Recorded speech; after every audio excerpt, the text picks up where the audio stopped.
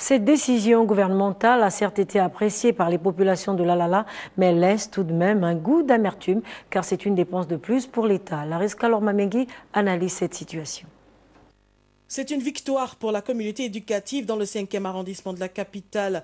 La parcelle numéro 79, section DB, du plan cadastral de Libreville, située au quartier Lalala, a été déclarée d'utilité publique par un décret pris lors du dernier Conseil des ministres, présidé par le chef de l'État, Ali Bongo Ondimba. Un décret qui prévoit d'ailleurs la construction d'une école primaire et d'une crèche. Pour rappel, sur ce site, une école avait été construite par la municipalité seulement. Un litige foncier avec un privé avait amené à la destruction de la dite école il y a plusieurs semaines. Une situation qui n'avait pas laissé insensibles les autorités du pays, notamment le ministre de l'Éducation nationale, qui n'avait pas caché son indignation face à un acte qualifié d'irresponsable.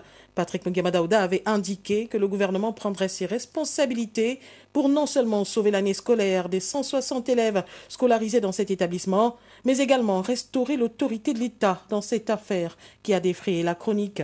Dans un premier temps, le ministère de l'Éducation nationale s'est attelé à recaser les élèves dans les établissements environnants, puis mener les démarches administratives pour arriver à ce résultat, lequel confère à l'État la paternité de cette parcelle.